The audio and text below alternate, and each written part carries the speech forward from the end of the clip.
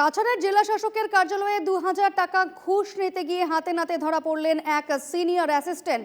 CM ভিজিলেন্সের হাতে আটক রাজস্ব বিভাগের সিনিয়র অ্যাসিস্ট্যান্ট সৌম্যকান্তি ভট্টাচার্য।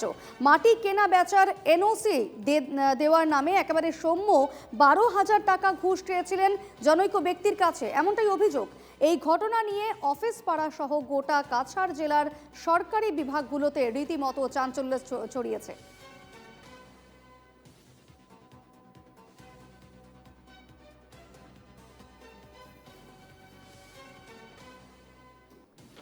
এই মুহূর্তে আমার সঙ্গে সরাসরি রয়েছেন প্রতিনিধি পাপলু দাস। পাপলু, কাছাড়ের জেলা শাসকের বিরুদ্ধে ঘুষ নেওয়ার অভিযোগ। জেলা শাসকের কার্যালয়ে দীপর্ণা, আমরা দেখতে পেয়েছি গত প্রায় 2-3 বছর থেকে কড়া নজর রয়েছে সিএম ভিজিলেন্সের, এবং ইতিমধ্যে জেলা শাসক কিন্তু প্রায় বেশ কয়েকজন কর্মীকে এখান থেকে ওখানে ট্রান্সফার করেছেন।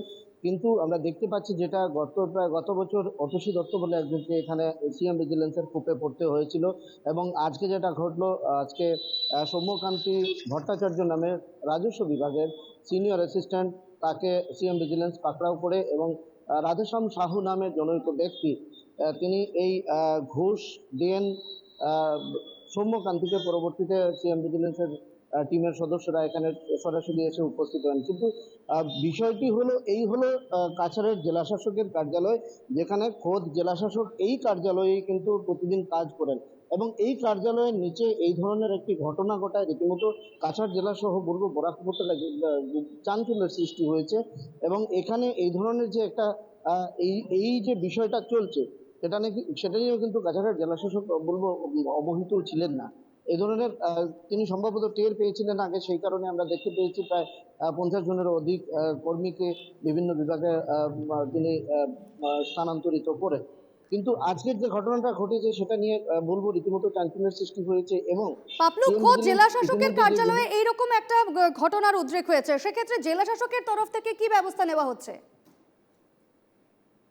যেহেতু সিএম ভিজিলেন্সের এখানে হানা দিয়েছে এবং সরাসরি ঘুষের ব্যাপারটা নিয়ে ঘটনাটা ঘটেছে, এ কারণে সিএম সরাসরি জেলা শাসক এখন পর্যন্ত কোনো ধরনের বক্তব্য বা কোনো ধরনের বিজ্ঞপ্তিও তিনি জাননি। এটুকুই আমরা বলতে পারি। এখন পর্যন্ত আমরা জেলা শাসকের সঙ্গে চেষ্টা করেছিলাম যোগাযোগের, কিন্তু তিনি সম্ভবত এই বিষয়টি নিয়ে এখন পর্যন্ত কোনো বিবৃতিও দেননি। আমরা জানতে পারিনি। আমরা অবশ্যই চেষ্টা করব যে জেলা শাসকের কি বক্তব্য রয়েছে, কারণ গত 2 বছর আগেও আমরা দেখতে পেয়েছি অতসী দত্ত নামের একজনকে এখানে এভাবে সিএম ভিজিলেন্স তাকে গ্রেফতার করেছিল, এবং আজকে যেটা করলো সৌম্যকান্তি, এটা অন্তত বলবো কি এই যে বিভাগটা রয়েছে, আমরা দেখতে পাচ্ছি কাছাড় জেলার সহ শিলচর শহরে যে জায়গা জমিন কেনা বেচার যে মূল যে বিষয়টি, এনওসি দেওয়ার যে দায়িত্ব যিনি ছিলেন, পাপলু, যার কাছ থেকে সিনিয়র অ্যাসিস্ট্যান্ট ঘুষ নিয়েছেন, হাতে নাতে ধরা পড়েছেন, সেই ব্যক্তি যার কাছ থেকে ঘুষ নেওয়া হয়েছে, তিনি কি বলছেন? তিনি ঠিক কি অভিযোগ করছেন? এখন পর্যন্ত সিএম ভিজিলেন্সের যারা রয়েছেন তারা কার্যালয় চত্বরের ভেতরেই রয়েছেন, এবং যে ব্যক্তি অভিযোগ করেছেন তিনিও কিন্তু সেই সিএম ভিজিলেন্সের আওতায় রয়েছেন। সেই কারণে এখন পর্যন্ত আমাদের সঙ্গে কথা হয়ে ওঠেনি। সেই ব্যক্তির যিনি অভিযোগ করেছেন রাধেশ্যাম বিশ্বাস, তার সঙ্গেও কিন্তু আমরা কথা বলতে পারিনি এখন পর্যন্ত, কারণ সিএম ভিজিলেন্সের যারা এখানে প্রতিনিধি বা যারা লোক এসছেন এখানে, তাদের সঙ্গে সেই ব্যক্তিও রয়েছেন, এবং সৌম্যকান্তি ভট্টাচার্যও কিন্তু তাদের আওতায় রয়েছে। বেশ বেশ, তাদের সঙ্গে কথা হলেই আমাদের জানতে পারবো যে ঠিক কি ঘটেছিল, কিভাবে কি হয়েছিল, এবং যিনি অভিযোগ করছেন তার অভিযোগটা ঠিক কি। পাশাপাশি জেলা শাসকের কার্যালয়ে যেহেতু এরকম একটা ঘটনা ঘটেছে, সেহেতু জেলা শাসক তিনি এই ক্ষেত্রে কি ব্যবস্থা নেন সেটাও কিন্তু দেখার। আপাতত ধন্যবাদ পাপলু।